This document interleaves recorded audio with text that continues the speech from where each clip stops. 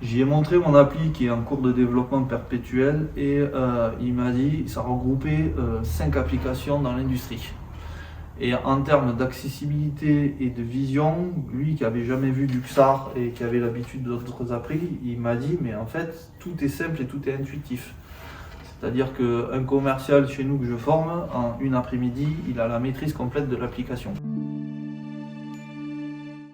Bonjour, je suis Sébastien, j'ai créé il y a 3 ans des lumières de feu, manufacture de produits design durable de qualité, des luminaires, des barbecues, d'agencements d'intérieur, des tables avec des producteurs locaux et des fournisseurs locaux en produits de qualité.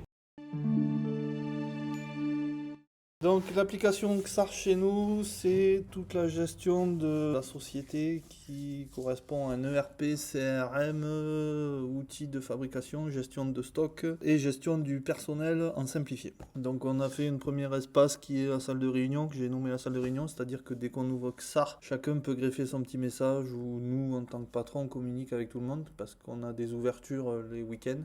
Donc on n'est pas obligé de se voir ou de s'appeler, on crée des messages comme ça ils sont lus, on peut tout personnaliser. Après on a créé des espaces perso, c'est-à-dire à chacun, ils ont leur espace perso où on a tout verrouillé et avec la gestion multi-agenda qui fait qu'ils ont un agenda personnel et un agenda spécialisé à chacun. Ils affichent leurs agendas perso et en dessous c'est juste de l'affichage simplifié mais ils peuvent comparer avec l'agenda général de la société. Après on a fait des plannings généralisés pour chacun avec la gestion de commandes, la gestion des livraisons, la gestion des foires, donc tout est filtrable.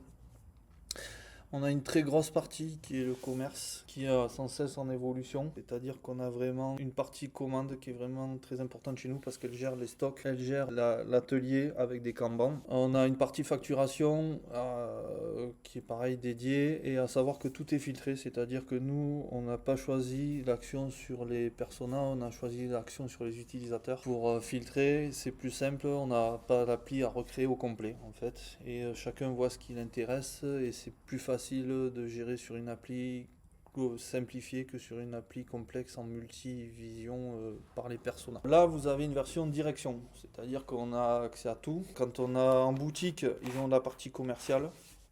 C'est-à-dire le planning, les devis, les commandes. J'ai créé un onglet documentation et liste de tarifs, c'est-à-dire qu'on a une gestion de documents pour chacun des entités. Comme ça, s'ils ont besoin d'informations ou réimprimer des pages, ils ont tout en accès direct. La partie atelier manufacture, eux, ne voient que leur partie à eux, c'est-à-dire qu'on a créé dans le commerce, dans la partie commerce, quand on prend une commande en fonction de qui fait quoi, on a une action atelier ou une action commande et ça affiche les fiches en fonction de ça, comme ça chacun voit absolument ce qu'il veut et on renseigne les informations et tout est filtré et en fait il n'y a pas de duplication d'informations ni de mélange d'informations entre les différents secteurs. Et après on a la partie direction où elle pilote tout et en accès avec la comptabilité, quoi.